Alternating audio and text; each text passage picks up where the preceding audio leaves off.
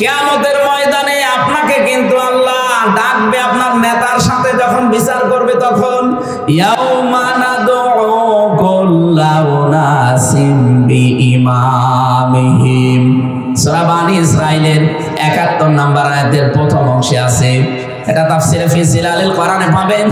আল্লামা সাইয়্যিদ কুতুব রাহমাতুল্লাহ আলাইহি লিখেছেন কিয়ামতের দিন আল্লাহ প্রতিটি মানুষকে তার নেতার সাথে ডাকবে। আগে নেতা, এরপরে কর্মী। আপনি নিজেই বলেন তো, যে নেতার আদর্শ মতো চলেন, কিয়ামতে ওই লোকটা যদি আপনার সামনে থাকে, ওর যা চেহারা সুরত, ওরে দেখলেই তো আল্লাহ রাগ হয়ে যাবে। কি নেমর মানুষের পেছনে আপনি থাকেন, যে লোকটা রাত ৯টার পরে আর মাটিতে ঠিক মতো পা দিতে পারে না, খেজুর গাছকে সাইড দিতে বলে যে ভাই আর কতক্ষণ দাঁড়াবো, এরকম মানুষ দেশে নেই? আমি নিচে নামলাম না। এইরকম মানুষের পেছনে থাকা যাবে না। যেই লোকটাকে দেখলে আমার আল্লাহর কথা মনে হবে, এরকম মানুষের পেছনে থাকা লাগবে। নয়তো সূরা হুদের ৯৮ নম্বর আয়াতটা মিলিয়ে দেখেন। অনেকে বলে আমি নামাজ পড়ি, আমি রোজা রাখি, আমি হজ করে এসেছি। আরে ভাই, আমি তো আমার বউ পর্দায় থাকে, আমার ব্যবসা হালাল, আমার আল্লাহ জাহান্নামে দেবে। কি দেখে দেবে? কি দেখে দেবে টের পাচ্ছেন না? সূরা আরাফ ৮ নম্বর পারা ২০ নম্বর পৃষ্ঠা ৩ নম্বর লাইনের ৮৩ নম্বর এটা আছে। তো বাড়িতে একটু মিলিয়ে দেখেন তো আপনি মিলাতে পারেন কিনা। ফানজাইনাহু ওয়া আহলাহু ইল্লা মারআতাহু কানাত মিনাল গাবিরিন। তাও তো মাওলানা মামুনুল হক আমার জেলে আমার একেবারে পার্টনার, ৩টা বছর ওনার সাথে ছিলাম। শুকরিয়া লোকটার জন্য আমি ওনার কাছে ঋণী। ৩টা বছরে আমার পেছনে বহু শ্রম দিয়েছে, কারণ আমি তো যোগাযোগ বিচ্ছিন্ন ছিলাম। আল্লাহ রাব্বুল আলামিন বলেন ফামিনান নাসি মান ইয়াকুলু রাব্বানা আতিনা ফিদ দুনিয়া ওয়া মা লাহু ফিল আখিরাতি মিন খালাক। মানুষের ভেতরে অনেক মানুষ এমন আছে, এই মানুষগুলো বলে হে আমাদের রব, দুনিয়াতে আমাদেরকে দিয়ে দাও, দুনিয়ায় যা দেবে আমাদেরকে দিয়ে দাও। রব্বুল আলামিন বলেন আমা লাহু ফিল আখিরাতি মিন খালাক, এদের জন্য আখিরাতে আর কোনো অংশ আমি আল্লাহ বাকি রাখি নাই, দুনিয়া এদের যা দেওয়ার দিয়ে দেই।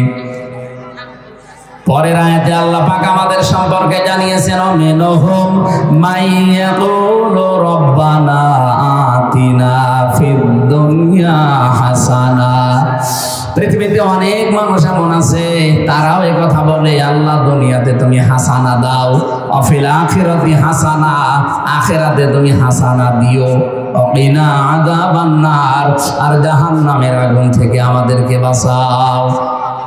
উলাইকা লাহুম নাসিবুম মিম্মা কাসাবু, এরা এই সমস্ত লোক, তারা যা অর্জন করেছে অর্জনকৃত বিষয় তারা পাবে। আল্লাহু সারিউল হিসাব, আল্লাহ হিসাব গ্রহণের দ্রুততম। এটা বাংলা অর্থ ছিল। এবার আসেন আমরা তাফসিরে যাচ্ছি। তাফসিরে ইবনে কাসির এবং ফি জিলালিল কোরআন থেকে শোনাচ্ছি। মুফাসসির লিখেছেন এই যে ফিদ দুনিয়া হাসানা, দুনিয়ার হাসানা, দুনিয়ার কল্যাণ, দুনিয়ার শান্তি, দুনিয়ার স্বস্তি, দুনিয়ার নিরাপত্তা, এগুলো যদি কেউ পেতে চায় তাহলে দুনিয়ায় তাকে কমপক্ষে 10টা জিনিস পাওয়া লাগবে। কাবা তাওয়াফ করার সময় লক্ষ লক্ষ মানুষের হাতে এই দোয়া পড়ছিল, কিন্তু আমিও বুঝি না ওই সময়। তাফসীরগুলো ঘাটাঘাটি করে দেখি আমার আল্লাহ দুনিয়ার হাসানা হিসাবে 10টা জিনিসের নাম ঘোষণা দিয়েছেন। কেউ যদি এই 10টা জিনিস পেয়ে যান বুঝবেন আপনি দুনিয়ায় হাসানা পেয়েছেন। অফিল আখিরাতি হাসানা, আখিরাতের হাসানা দাও। আল্লাহ বলেন আখিরাতের হাসানা 5টা। মরণের পরে যদি আপনি 5টা জিনিস পান তাহলে আপনি আখিরাতের হাসানাও পেয়েছেন। ওয়াকিনা আযাবান নার, আর জাহান্নাম থেকে বাঁচার উপায় আছে মাত্র একটা। কয়টা? তাহলে দুনিয়ার হাসানা 10টা, আখিরাতের 5টা, জাহান্নাম থেকে বাঁচার উপায় সব মিলে 16টা। এই 16টা বিষয় আছে এই পরিচিত আয়াতের ভেতরে, অথচ সারা জীবন এলে ওটা পড়ে যাচ্ছে, কি আছে এর ভেতরে জানিও না। আপনার রব্বানা আতিনা ফিদ দুনিয়া হাসানা নামাজের পর এটা পড়ে না অনেকে। আসলে আপনার কি হাসানা কি পাচ্ছেন নাকি হাসিনা পেয়ে শেষ? একজন দোয়া করছিল রব্বানা আতিনা ফিদ দুনিয়া হাসিনা। হাসিনা আর হাসানার অর্থ একই, তো শাব্দিক যে জবর শুধু একটু পাল্টানো আছে। ও চেয়েছে আল্লাহ দুনিয়ায় হাসিনা দাও, আল্লাহ দিয়ে দিয়েছে। জেলের ভেতরে ফাঁসির কন্ডেম সেল থেকে একদিন বের হয়ে শুনলাম যে সিনেমা জগতে একজন কাজ করে, ও ধর্ষণের মামলায় ধরা পড়েছে। 6 তলায় থাকতো। একদিন ঘুরতে ঘুরতে আমারে নিয়ে গেল কারারক্ষীর মাধ্যমে, যে দেখি জোহরের নামাজের সময় উনি দোয়া করছে, আল্লাহ তুমি আমার হায়াত কেটে নাও, আমারে তুমি মরণ দাও, আমার নেত্রী শেখ হাসিনাকে তুমি বাঁচিয়ে রাখো। আরে আল্লাহর ওলি একটা পেয়েছে।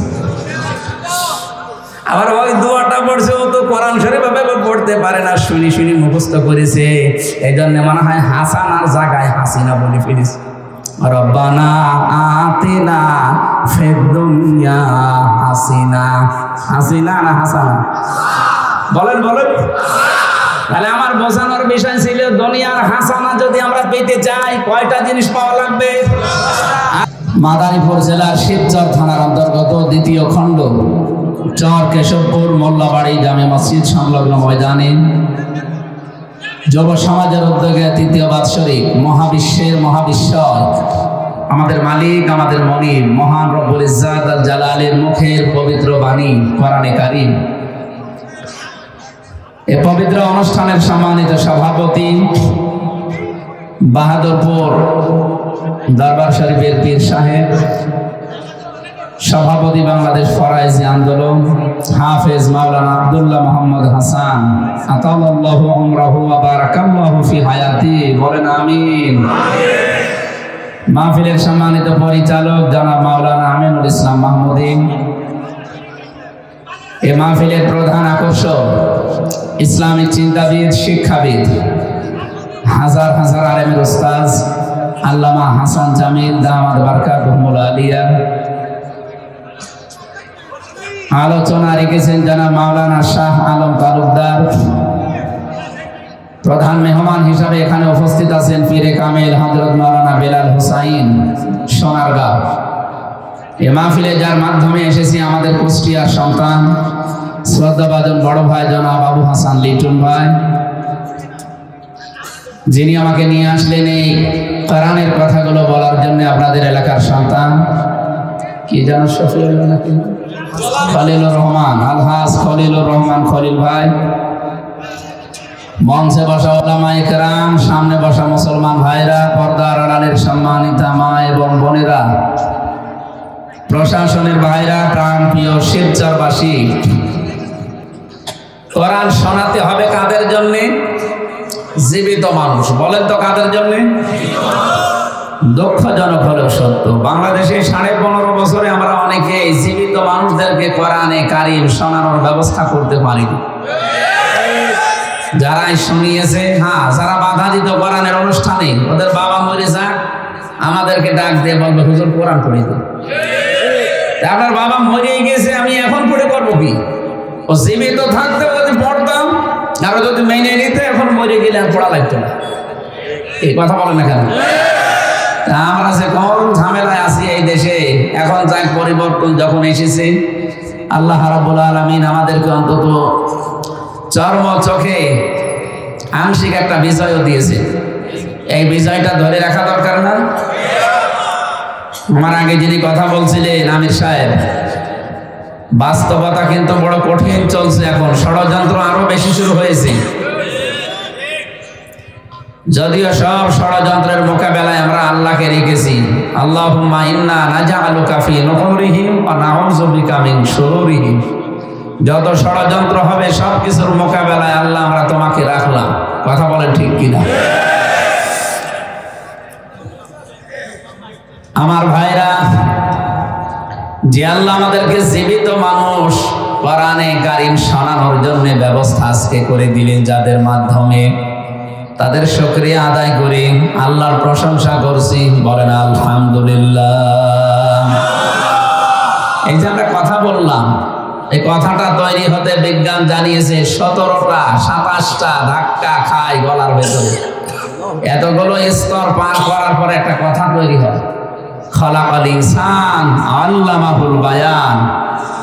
আমি মানুষ বানিয়েছি আর মানুষকে কথা বলা আমি শিখিয়েছি। অথচ এই কথা বলা এইটাই বন্ধ করে রেখেছিল 15.5 বছর। আমাদের কণ্ঠকে রোধ করে রেখেছিল না? বিশাল একটা পাথর আমাদের মুখ পিঠ বাঁকা করে ফেলেছিল। একটা জগদ্দল পাথর ছিল বুকের উপর।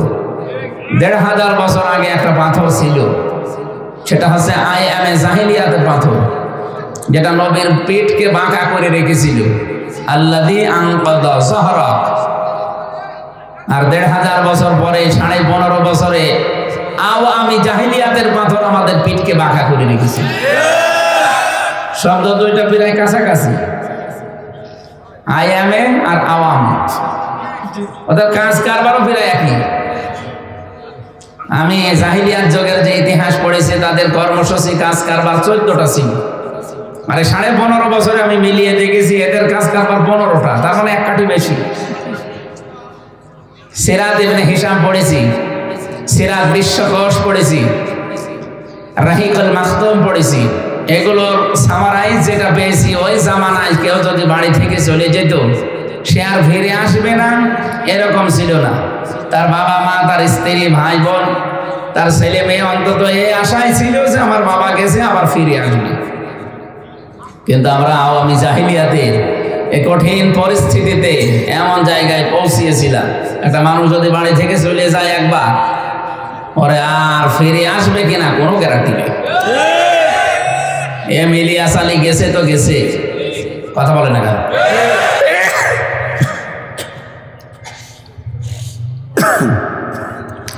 কত মানুষ এভাবে চলে গেল আর ফিরে আসে নাই। কেউ খুন গুম। আমার বিশ্ববিদ্যালয়ের 2 জন আজ 9 বছর আগে নিখোঁজ, এখনো পর্যন্ত খোঁজ নেই। মোকাদ্দাস আর অলিউল্লাহ, এক বাবার এক ছেলে। তাদের কাছে যাওয়া যায় না, তার বাবার কাছে কান্নায় ভেঙে পড়ে।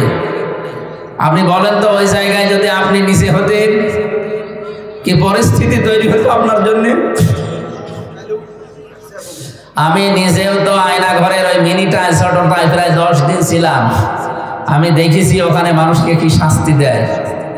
আর বেগ যেটা বড় সেটা, ওটা তো আরো কঠিন। কারো কারো এত বড় বড় নখ হয়ে যায়। এই চুল দাড়ি গো, কেউ 2 বছর 5 বছর 7 বছর 8 বছর 14 বছরও পড়ে আছে, কেউ জানে না। এই নখ দিয়ে মানুষ দেওয়ালের সাথে আবার খুশিয়ে খুশিয়ে লিখে রাখতো ভাঙা ভাঙা অক্ষরে, যে ভাই যদি কেউ বাড়ি যেতে পারেন এই নাম্বারটা জানাবেন যে আমি বেঁচে আছি। আর আপনি এখনো পর্যন্ত জালেমের পক্ষে সাফাই গান। আপনি মানুষ, আপনার বাবারা যদি এভাবে 14 বছর আয়না ঘরে রেখে দিত আপনি টের পেতেন।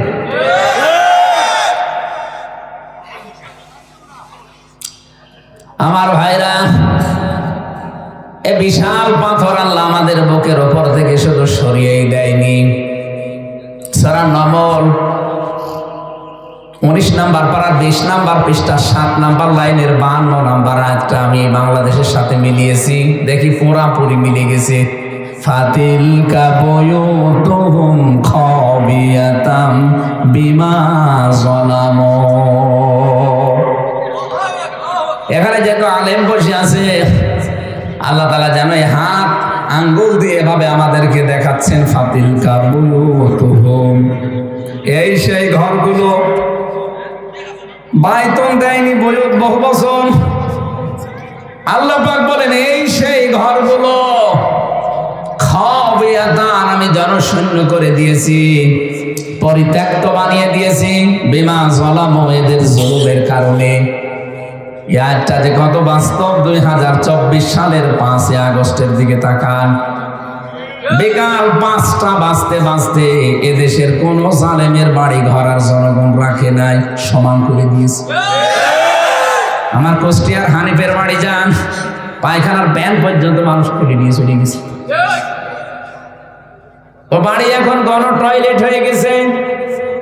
4-5 জন করে একবারে যায়, কেউ এদিকে কেউ এদিকে কেউ এদিকে, মনে হচ্ছে জামাত বড় টয়লেট চলছে। এমনি আল্লাহ এগুলো করে নাই, বিমা জলামু, এ জালেমদের জুলুমের কারণে ওই জায়গা পর্যন্ত অভিশপ্ত হয়ে গেছে। কেন গণ টয়লেট হয়ে গেল? ধানমন্ডির বাড়িটাও দেখলাম একবারে 8-9 জন করে যাচ্ছে, অথচ 5 তারিখের আগেও কি দাপট ছিল বাড়িটার, বলেন তো। কাবা শরীফ একবার তাওয়াফ করছিলাম 16 সালে, হঠাৎ করে উপরে যে দেখি আমার পেটে ভীষণ ব্যথা। এক পুলিশকে ডাক দিলাম, ইয়া সাদেক তাআল, এদিকে আসেন। মানে আমারে বলছে কি, আমি জিজ্ঞাসা করলাম ভাই এখানে কোন ফার্মেসি আছে? আমার পেটে হঠাৎ ব্যথা করছে, এতক্ষণ তো ভালোই লাগছিল আমার। পুলিশ আমারে বলছে, ইয়া হাজিউল হজ্জাত আইনা বিলাদুকা, হাজি দেশ কোথায়? জি তুমি বাংলাদেশ। বাংলাদেশ থেকে এসেছি। আমারে বলছে, হাজি এটা জানেন না কোন জায়গা? না তো। আবু জাহেলের বাড়ি। আপনি এখনো পায়খানা না করে দাঁড়িয়ে আছেন, তাড়াতাড়ি যান। না আমি হাসির জন্য বলছি না, শিক্ষার জন্য বলছি। পায়খানা করে দেখি আমার পেটের ব্যথা ভালো হয়ে গেছে। না আল্লাহ যেন আমাকে দেখাতে চায়, হামজা এত টাকা খরচ করে 6500 কিলোমিটার দূর থেকে আসলে আর শয়তানের বাড়ি পায়খানা না করে চলে যাবা, তাড়াতাড়ি করো। বাড়িটা যেহেতু জুলুমের দুর্বিসন্ধি হতো, ওখান থেকেই নবীকে, নবীর সাহাবীদেরকে কিভাবে বিপদে ফেলা যায়, কষ্ট দেওয়া যায়, সেই বুদ্ধি পরামর্শ হতো। কথা বলে না কেন? সারা দেশে আজ 630টা থানা। আপনি তাকান, সারা বাংলাদেশের একই অবস্থা। যেখানে যেখানে জালেমরা জুলুম করেছে, জুলুমের দুর্বিসন্ধি করেছে, ষড়যন্ত্র যেখানে যেখানে বসে করেছে, ওই জায়গাগুলো আল্লাহ পরিত্যক্ত বানিয়ে দিয়েছে। আমার মনে হয় অনেকের এখন পেটে ব্যথা করছে, এই জন্য ওই কাজ ওখানে যে করছে। বলেন তো এই জায়গাগুলো কেন এত দামি ছিল অথচ এত নিকৃষ্ট হয়ে গেল? একটাই কারণ এখানে জুলুম হতো। কত বাড়ির নিচে আপনি টর্চার সেল পাবেন। আমি এই দেশের বহু মানুষের বাড়ির খবর জানি যেখানে টর্চার সেল আছে, কারণ ওই মানুষগুলো আমার সাথে জেলে ছিল। হবে আপনি মরে গেলে কোনো বিচার নেই আপনার। বুখারী শরীফ লেখার আগে ইমাম বুখারী একটা কিতাব লিখেছেন, আল-আদাবুল মুফরাদ, এর 6 নাম্বার হাদিসের 3 নাম্বার পয়েন্টে আছে, দুনিয়াতে যাদের বিশ্ব নবী নেতা ছিল না, আদর্শ ছিল না, ও মারা যাবে বিনা হিসাবে, বিনা বিচারে। আল্লাহ বলবে যা চলে যা। ও বলছে সুবহানাল্লাহ।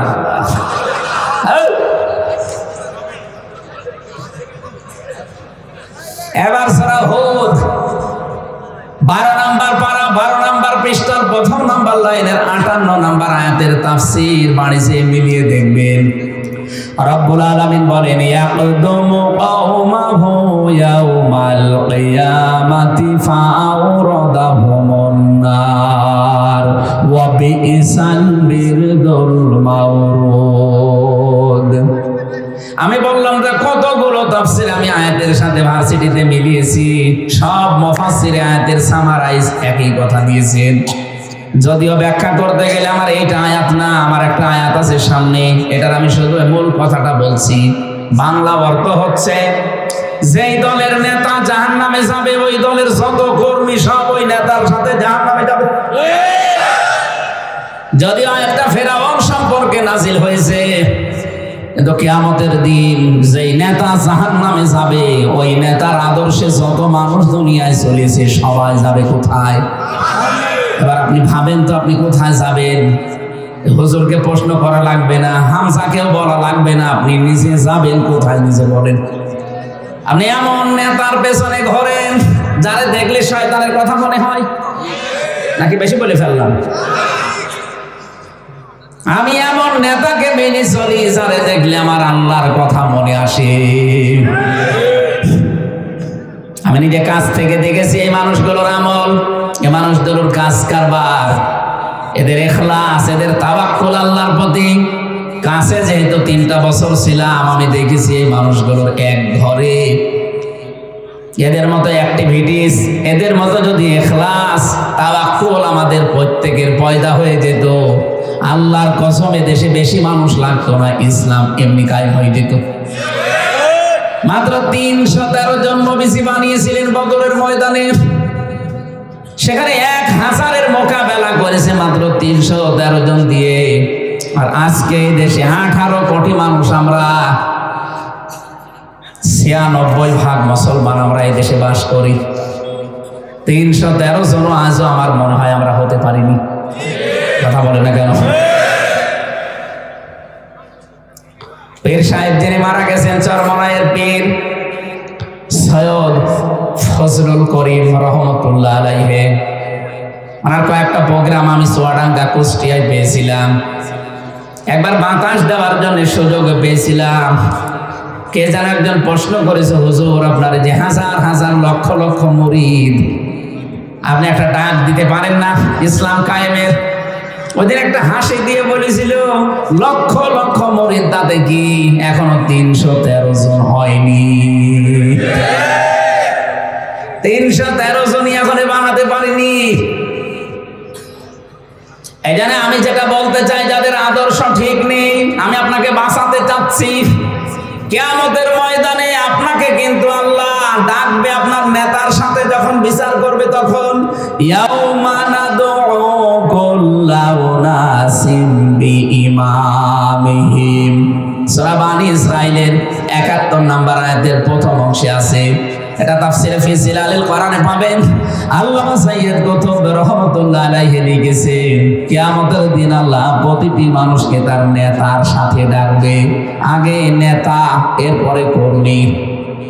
আপনি নিজেই বলেন তো, যে নেতার আদর্শ মতো চলেন, কিয়ামতে ওই লোকটা যদি আপনার সামনে থাকে, ওর যা চেহারা সুরত, ওরে দেখলেই তো আল্লাহ রাগ হয়ে যাবে। কি নেমর মানুষের পেছনে আপনি থাকেন, যে লোকটা রাত 9টার পরে আর মাটিতে ঠিক মতো পা দিতে পারে না, খেজুর গাছকে সাইড দিতে বলে যে ভাই আর কতক্ষণ দাঁড়াবো, এরকম মানুষ দেশে নেই? আমি নিচে নামলাম না। এইরকম মানুষের পেছনে থাকা যাবে না। যেই লোকটাকে দেখলে আমার আল্লাহর কথা মনে হবে, এরকম মানুষের পেছনে থাকা লাগবে। নয়তো সূরা হুদের 98 নম্বর আয়াতটা মিলিয়ে দেখেন। অনেকে বলে আমি নামাজ পড়ি, আমি রোজা রাখি, আমি হজ করে এসেছি। আরে ভাই, আমি তো আমার বউ পর্দায় থাকে, আমার ব্যবসা হালাল, আমার আল্লাহ জাহান্নামে দেবে। কি দেখে দেবে? কি দেখে দেবে টের পাচ্ছেন না? সূরা আরাফ 8 নম্বর পারা 20 নম্বর পৃষ্ঠা 3 নম্বর লাইনের 83 নম্বর এটা আছে। তো বাড়িতে একটু মিলিয়ে দেখেন তো আপনি মিলাতে পারেন কিনা। ফানজাইনাহু ওয়া আহলাহু ইল্লা মারআতাহু কানাত মিনাল গাবিরিন। রব্বুল আলামিন 2 জন ফেরেশতা পাঠিয়েছিলেন লূত নবী আলাইহিস সালামের জামানায়। তারা এসে ডাক দিয়ে বলেন, আল্লাহর নবী, আপনার উম্মতদেরকে নিয়ে আপনি এখান থেকে চলে যান। মাগরিবের সময় আল্লাহর গজব এখানে নাযিল হবে। সাবধান, আপনার স্ত্রীকে নেবেন না। মাদারীপুরবাসী, প্রশ্ন আসতে পারে আমাদের যে লোক নবীর স্ত্রীর চরিত্র কি খারাপ ছিল? হ্যাঁ, এই ছেলে কোন দিকে তাকান। ও মাহফিল শেষ হলে গাড়িতে এখানে থাকছে, 10 মিনিট সময় দেওয়া হবে, হুজুরের গাড়ি দেখে তারপর বাড়ি যাবে। কি আশ্চর্য গো! হ্যাঁ, আমি একটা আয়াত বোঝাচ্ছি আর ও গাড়ি দেখে ওইদিকে তাকিয়ে আছে। হুজুরের গাড়ি না আছে, আমার মনে হয় এখানে যদি একটা নায়িকা হেঁটে যায়, আপনি তো মাহফিল ছুঁয়ে দৌড় দেবেন। এদিকে তাকান, হুজুর আসবে 9টার দিকে চলে আসবে ইনশাল্লাহ। আমি সময় থাকলে আজকে হুজুরের আলোচনা শুনে যেতাম, কিন্তু আমার তো সময় নেই। আমার ফরিদপুরে আবার 9টায় ওঠার কথা, অন্তত 9:30টায় ওখানে ওঠাই লাগবে। ওখানেও এরকম হাজার হাজার মানুষ বসে আছে। আপনারা একটু সময় যতটুকু আছে এদিকে তাকান না কেন? কোন দিকে তাকিয়ে আছে? আমার চেহারা কি খারাপ না? এখনো তো অত খারাপ হয়নি। জালেমরা আমার 3টা বছর এসে খাওয়িয়েছে, চেহারা থাকবে কি? এই যা আছে এই ভালো, খাবারই তো দিত না। তাও তো মাওলানা মামুনুল হক আমার জেলে আমার একেবারে পার্টনার, 3টা বছর ওনার সাথে ছিলাম। সক্রিয়া লোকটার জন্যে আমি ওনার কাছে ঋণী।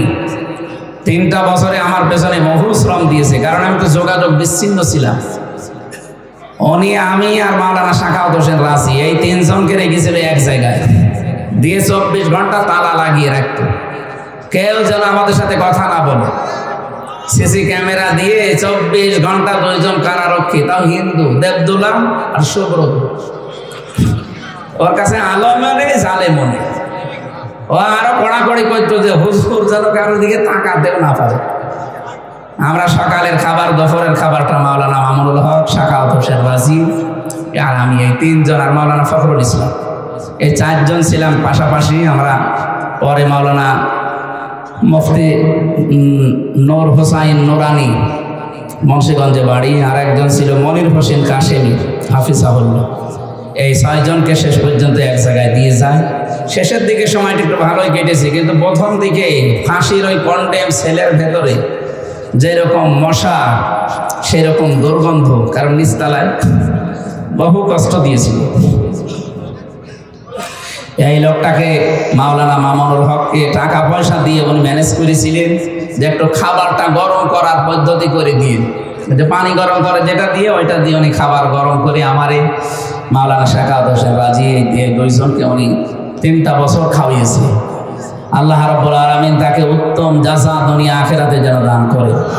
তার ইবাদতের মাত্রা অনেক বেশি।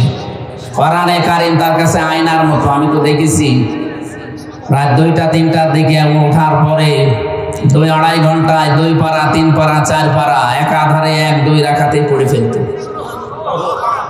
ভালো মানুষ, ইখলাস আছে লোকটার এবং আমলও আছে। আল্লাহ যেন তাকে কবুল করেন, বলেন আমিন। আমার ভাইরা, আমি যে কথা বলছিলাম, বিশ্বনবী মুহাম্মদুর রাসূলুল্লাহ সাল্লাল্লাহু আলাইহি সাল্লাম কিয়ামতের ময়দানে যদি আপনার সামনে থাকে, আপনি যদি তার পেছনে থাকেন, আল্লাহ পাক তাকে দেখলেই তো রাজি হয়ে যাবেন, আপনার পর্যন্ত তাকানো লাগবে না, মাফ করে দেবে। এই জন্য এটা দুনিয়ার বিষয় হলে আমি বলতাম না। এই যে নেতা আদর্শ, এটা দুনিয়ার না, এটা আখিরাতের সাথে সম্পর্কিত। এই মুহূর্ত থেকে যাদের ঠিক নেই পাল্টিয়ে ফেলেন ভাই, আপনি কিন্তু ধরা খেয়ে যাবেন। আপনি ধরা খান, এটা আপনি চান? বলেন বলেন। সুতরাং আজকে থেকে সিদ্ধান্ত নেবেন, যাদের নেতা ঠিক নেই, আরে ভাই কেউ কারো না। আমি আমার 3 পুরুষের পরে আর চিনি না।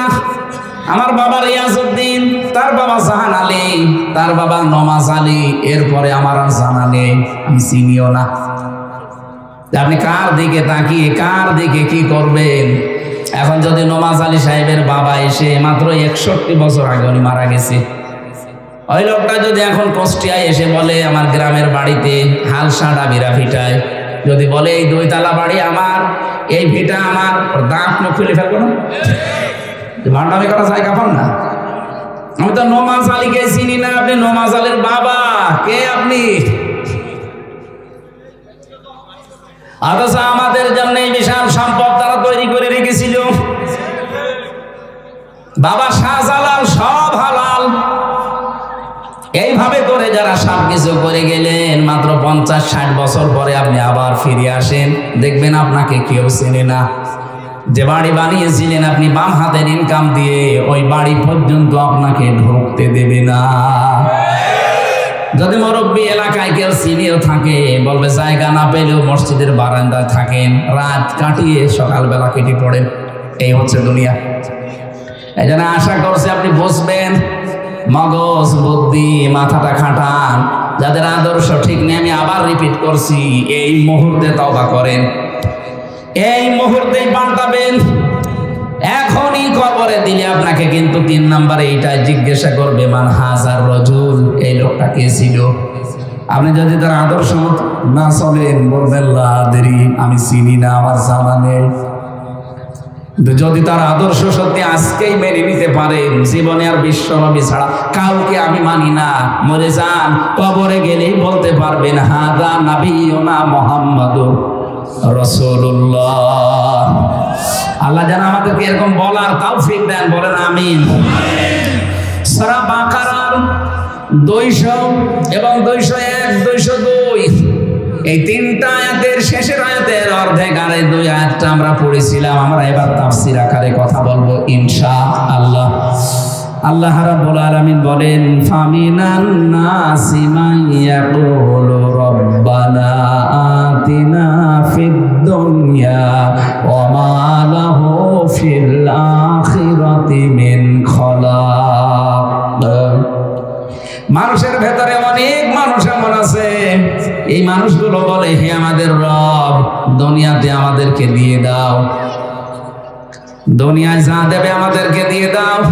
রব্বুল আলামিন বলেন আমা লাহু ফিল আখিরাতি মিন খালাক, এদের জন্য আখিরাতে আর কোনো অংশ আমি আল্লাহ বাকি রাখি নাই, দুনিয়ায় এদের যা দেওয়ার দিয়ে দেই। পরের আয়াতে আল্লাহ পাক আমাদের সম্পর্কে জানিয়েছেন মিনহুম মাইয়াকুলু রব্বানা আতিনা ফিদ দুনিয়া হাসানা। পৃথিবীতে অনেক মানুষ এমন আছে, তারাও এই কথা বলে আল্লাহ দুনিয়াতে তুমি হাসানা দাও, অফিল আখিরাতি হাসানা, আখিরাতে তুমি হাসানা দিও, ওয়াকিনা আযাবান নার, আর জাহান্নামের আগুন থেকে আমাদেরকে বাঁচাও। উলাইকা লাহুম নাসিবুম মিম্মা কাসাবু, এরা এই সমস্ত লোক তারা যা অর্জন করেছে অর্জনকৃত বিষয় তারা পাবে। আল্লাহু সারিউল হিসাব, আল্লাহ হিসাব গ্রহণের দ্রুততম। এটা বাংলা অর্থ ছিল। এবার আসেন আমরা তাফসিরে যাচ্ছি। তাফসিরে ইবনে কাসির এবং ফি জিলালিল কোরআন থেকে শোনাচ্ছি। মুফাসসির লিখেছেন এই যে ফিদ দুনিয়া হাসানা, দুনিয়ার হাসানা, দুনিয়ার কল্যাণ, দুনিয়ার শান্তি, দুনিয়ার স্বস্তি, দুনিয়ার নিরাপত্তা, এগুলো যদি কেউ পেতে চায় তাহলে দুনিয়ায় তাকে কমপক্ষে 10টা জিনিস পাওয়া লাগবে। কাবা তাওয়াফ করার সময় লক্ষ লক্ষ মানুষের হাতে এই দোয়া পড়ছিল, কিন্তু আমিও বুঝি না ওই সময়। তাফসীরগুলো ঘাটাঘাটি করে দেখি আমার আল্লাহ দুনিয়ার হাসানা হিসাবে 10টা জিনিসের নাম ঘোষণা দিয়েছেন। কেউ যদি এই 10টা জিনিস পেয়ে যান বুঝবেন আপনি দুনিয়ায় হাসানা পেয়েছেন।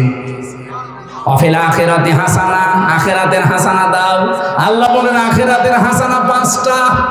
মরণের পরে যদি আপনি 5টা জিনিস পান তাহলে আপনি আখিরাতের হাসানাও পেয়েছেন। ওয়াকিনা আযাবান নার, আর জাহান্নাম থেকে বাঁচার উপায় আছে মাত্র একটা। কয়টা? তাহলে দুনিয়ার হাসানা 10টা, আখিরাতের 5টা, জাহান্নাম থেকে বাঁচার উপায় সব মিলে 16টা। এই 16টা বিষয় আছে এই পরিচিত আয়াতের ভেতরে, অথচ সারা জীবন এলে ওটা পড়ে যাচ্ছে, কি আছে এর ভেতরে জানিও না। আপনার রব্বানা আতিনা ফিদ দুনিয়া হাসানা, নামাজের পর এটা পড়ে না অনেকে। আসলে আপনার কি হাসানা কি পাচ্ছেন নাকি হাসিনা পেয়ে শেষ? একজন দোয়া করছিল রব্বানা আতিনা ফিদ দুনিয়া হাসিনা। হাসিনা আর হাসানার অর্থ একই, কিন্তু শাব্দিক যে জবর শুধু একটু পাল্টানো আছে। ও চেয়েছে আল্লাহ দুনিয়ায় হাসিনা দাও, আল্লাহ দিয়ে দিয়েছে। জেলের ভেতরে ফাঁসির কন্ডেম সেল থেকে একদিন বের হয়ে শুনলাম যে সিনেমা জগতে একজন কাজ করে, ও ধর্ষণের মামলায় ধরা পড়েছে। 6 তলায় থাকতো। একদিন ঘুরতে ঘুরতে আমারে নিয়ে গেল কারারক্ষীর মাধ্যমে, যে দেখি জোহরের নামাজের সময় উনি দোয়া করছে, আল্লাহ তুমি আমার হায়াত কেটে নাও, আমারে তুমি মরণ দাও, আমার নেত্রী শেখ হাসিনাকে তুমি বাঁচিয়ে রাখো। যারে আল্লাহর ওলি একটা পেয়েছে। আবার ওই দোয়াটা পড়ছে, ও তো কোরআন শরীফ ভাবে পড়তে পারে না, শুনি শুনি মুখস্থ করেছে। এই জন্য মনে হয় হাসানার জায়গায় হাসিনা বলে ফেলেছে। রব্বানা আতিনা ফিদ দুনিয়া হাসিনা। হাসিনা না হাসানা? বলেন বলেন। তাহলে আমার বোঝানোর বিষয় ছিল দুনিয়ার হাসানা যদি আমরা পেতে চাই কয়টা জিনিস পাওয়া লাগবে? আরো জোরে বলেন। 1 নম্বরে দুনিয়ার হাসানা হচ্ছে কোরআনে কারীম পাওয়া। আমরা পেয়েছি না? না। এখানে যারাই আছি কম বেশি আমাদের বাড়িতে কোরআনে কারীম আমি আশা করি বা বিশ্বাসও করি যে কমপক্ষে আছে, কিন্তু এইটাই তো পাওয়া না। নবীজি আয়াতের ব্যাখ্যায় হাদিস দিয়েছেন মান ক্বারাআল কুরআনা ফাস্তাযহারাহু, যে ব্যক্তি কোরআন পড়ে, কোরআনকে এজহার করার চেষ্টা করে। এজহার মানে প্রকাশ করা, এজহার মানে স্পষ্ট করা, এজহার মানে দাঁড় করানো, এজহার মানে কায়েম করা, এজহার মানে বিজয় করা। আপনি কোরআন পড়বেন আর কোরআনকে বিজয় করার জন্য যদি চেষ্টা করেন, কথা বুঝতেছেন? খালি কোরআন পড়লে হবে না, 4টা নিয়ম মেনে কোরআন পড়া লাগবে। আল্লাযীনা আতাইনাহুমুল কিতাবা ইয়াতলুনাহু হাক্কা তিলাওয়াতি উলাইকা ইউমিনুনা বিহি ওয়া মান ইয়াকফুর বিহি ফাউলাইকা হুমুল খাসিরুন। এদিকে তাকান, সূরা বাকারা প্রথম নাম্বার পারা 18 নাম্বার পৃষ্ঠা 4 নাম্বার লাইনের 221 নাম্বার আয়াতে আছে। আল্লাহ পাক বলেন, হে নবী, আমি যাদেরকে কিতাব দিয়েছি এই কোরআন, তারা এর হক আদায় করে তেলাওয়াত করে। তাফসিরে মুফাসসির লিখেছেন, কেউ যদি কোরআন হক আদায় করে পড়তে চায় 4টা বিষয় মানা লাগবে। 1 নম্বরে পড়তে হবে শুদ্ধ করে। কি করে? বলেন বলেন। 2 নম্বরে এটা বোঝা লাগবে, শুধু বুঝলেই হবে না। 3 নম্বরে এই বিষয়টা দুনিয়ায় নিজে প্র্যাকটিক্যাল লাইফে আমল করে কাজ করে দেখানো লাগবে। 4 নম্বরে শুধু নিজে কাজ করলে হবে না, মানুষ যেন এই কাজ করতে পারে সেই ব্যবস্থা করে দেওয়া লাগবে। আপনি বলেন, তাই 4টা শর্ত মেনে কোরআন পড়া হয় আমাদের?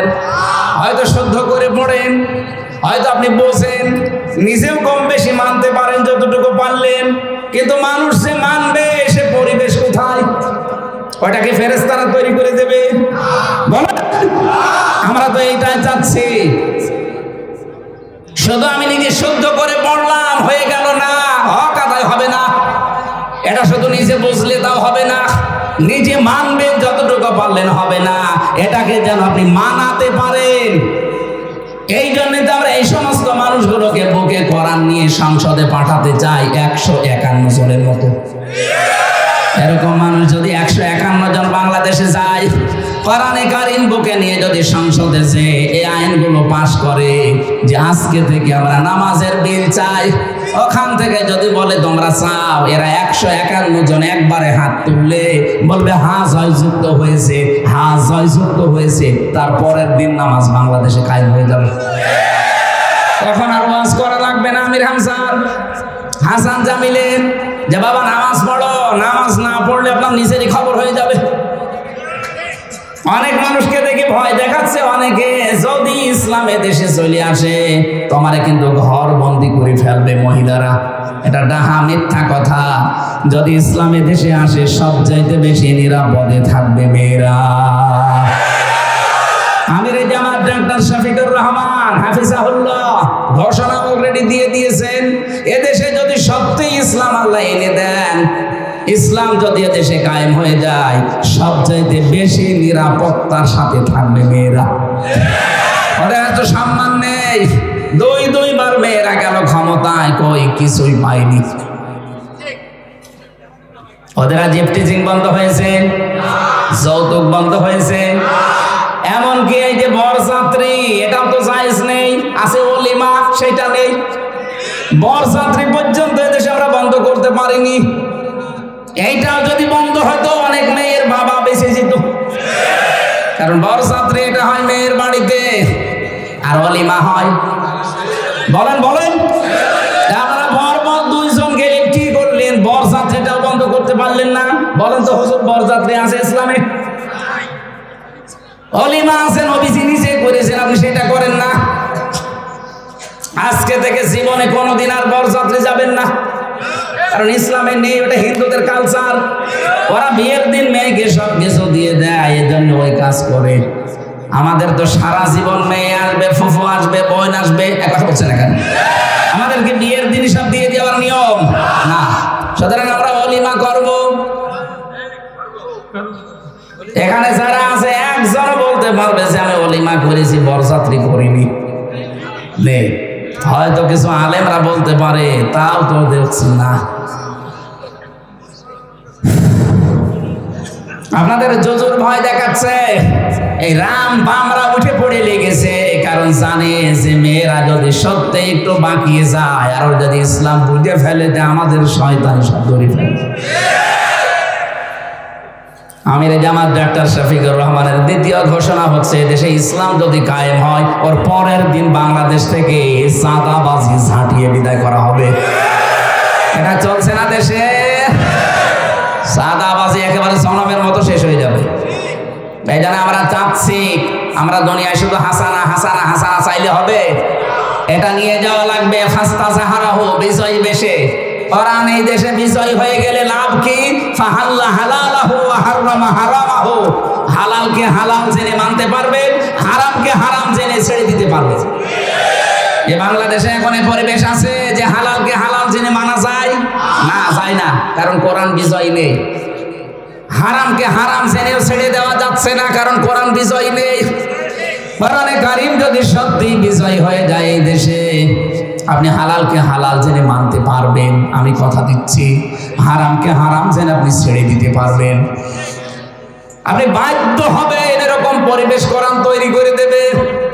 অনেক মানুষের ভয় আছে যে আল্লাহ কোরআন যদি এদেশে কায়েম হয়ে যায়, আমি একটু বিড়ি খাই, খেতে পারবো? হ্যাঁ পারবো। অনেকে মনে করে আমি একটু ডাল খাই, হ্যাঁ খেতে পারবো। কি পারবেন না? দেখছেন হুজুর বলছেন না। আরে ভাই, আপনি এখন যদি মসজিদে যান, এই শিবচর পাঁচচরে মসজিদে যাবার পরে যদি দেখেন যে আমার বিড়ির নেশা, এই চার দেওয়ালের মাঝে খেতে পারবেন? হ্যাঁ খেতে পারবেন, ওখান থেকে বাইরে যে খান, কারণ মসজিদের পরিবেশই ওই রকম যে ওখানে বিড়ি খাওয়া, ডাল খাওয়া।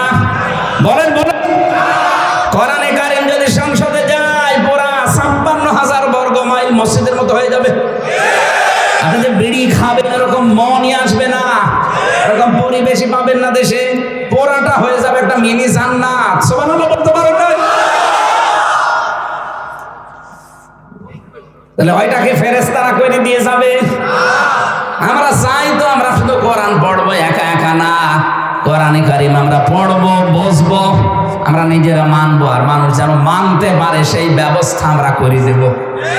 এইটা করতে গিয়ে আল্লামা সাঈদী ফাঁসির দড়ি গলায় নিয়েছে, এইটা করতে গিয়ে মাওলানা নিজামী জীবন দিয়েছে। তাছাড়া শুদ্ধ করে তারা যদি পড়তো, তারা যদি বুঝতো, তারা যদি নিজেরা যতটুকু মানবে মানতো, জীবনে একজন শত্রু তাদের ছিল না। যেই বলেছে না আমি এটা মানাতে চাই, তখনই তার শত্রু বেড়ে গেছে। এখন যিনি আছেন ডাক্তার শফিকুর রহমান, আমিরে জামাত, তার পারিবারিক জীবন জানেন? সবগুলো তারা ডাক্তার, তার নিজের স্ত্রী সাবেক এমপি ছিল, তিনি একজন এমবিবিএস ডাক্তার, সার্জন, তার মেয়ে দুইটাই ডাক্তার, তার ছেলেটাও ডাক্তার, জেনারেল শিক্ষিত মানুষ। কিন্তু খাস পর্দার যে বিষয়টা আমি দেখেছি, তার পুরা জীবনী দেখলাম এবং বাস্তবেও কিছু দেখেছি। কত আলেমের সাথে মিশেছি না, এরকম পর্দা আমি পাইনি। আর ভাই বাস্তবতা এইটা। আপনি কোরআন শুধু নিজে পড়বেন, সে যে নিজে বুঝবেন, নিজে মানবেন, তাহলে তো ওই লোকটার আর সমস্যা ছিল না। যেই বলেছে না আমি এদেশের 18 কোটি মানুষকে মানাতে চাই, তখনই তার বিরুদ্ধে ষড়যন্ত্র আরম্ভ হয়েছে। আপনিও যদি এভাবে করতে চান, আজকের এই লোকটা শুধু সারা জীবন কোরআন পড়বে, শুদ্ধ করে বুঝবে, শুধু নিজে মেনে চলবে, একটা শত্রু ওই লোকটা পাবেন না। যখনই বলবে আমি একা জান্নাতে যেতে চাই না, আমার এই ছোট্ট জীবনে আমি এলাকার মানুষকে জান্নাতে নিয়ে যেতে চাই, তখন শয়তান বড় মাথা ছাড়া দেবে। আল্লামা আহমেদ শফী রাহমাতুল্লাহ আলাইহি হেফাজতের আমির, এই লোকটা যতদিন কোরআন পড়েছে একটা শত্রু তার ছিল না, যতদিন বুঝেছে একটা শত্রু ছিল না, যতদিন পড়িয়েছে বুঝেছে নিজে কম বেশি মেনেছে, একটা শত্রু তার ছিল না। যখনই বলেছে না আমি কোরআনের বিধান মানুষকে মানাতে চাই, এর ভেতরে নবীকে গালি দিলে তার মৃত্যুদণ্ড আছে, আমি এটা দেখতে চাই, তখনই তার বিরুদ্ধে শত্রু। আমাকে বেশি বলে ফেললাম? তার নাম অনেকে পাল্টিয়ে দিয়েছে, জালেমরা নাম দিয়েছে তেতুল হুজুর। অনেকে তেতুল হুজুর, কি সুন্দর নাম, আল্লামা আহমেদ শফী, নাম পাল্টিয়ে দিয়েছে।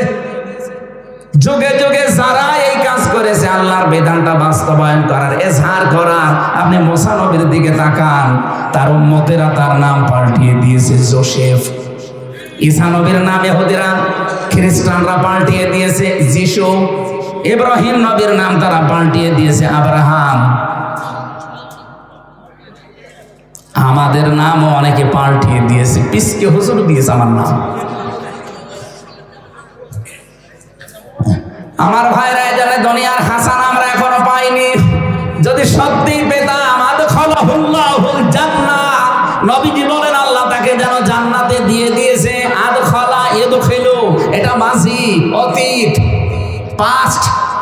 নবীজি কেন আদখালা দিলেন? আমরা তো এখন মরি নাই, কেন জান্নাতের কথা বলে দিলেন যে জান্নাতে লোকটা চলে গেছে? এই কারণে বলেছেন যদি কোরআনে কারিমে দেশে কায়েম থাকে, বিজয় বেশি থাকে, কোরআনে কারিম যদি এই দেশে প্রতিষ্ঠিত হয়ে যায়, আপনি হালালকে সত্যি হালাল জেনে মানতে পারবেন, আর হারামকে হারাম জেনে ছেড়ে দিতে পারবেন। তখন এই দেশটা হয়ে যাবে একটা মিনি জান্নাত। আপনি মনে করবেন আমি একটা জান্নাতে আছি। তাহলে দুনিয়ার হাসানা এক নম্বরে কোরআনে কারিম কায়েম হওয়া, এটা এখন নেই। এ দোয়া আমাদের কবুল হয়েছে? হয়নি। 2 নম্বরে দুনিয়ার হাসানা হচ্ছে উত্তম প্রতিবেশী। আর আমরা কি পেয়েছি? প্রতিবেশী একটা খাটাস। তাম দুনিয়া এরকম হারামি প্রতিবেশী মনে হয় আর কারণে। এমন প্রতিবেশী পেয়েছি শুধু আল্লাহর ঘর মসজিদ ভাঙে। পৃথিবীর অন্যান্য দেশে শুনে মাটির নিচে কেউ তেল পায়, গ্যাস পায়, কেউ স্বর্ণ পায়, আর ওই হারামি শয়তানরা শুধু মাটির নিচে মন্দির পায়। আজকে একটা মসজিদ ভেঙেছে, বাবরি মসজিদ থেকে শুরু করে কতগুলো মসজিদে 4 মাসের ভেতরে শয়তানরা ভেঙে ফেললো। যেহেতু প্রতিবেশী তো আর পাল্টানো যায় না। পাল্টানো যায়? স্বভাব পাল্টান।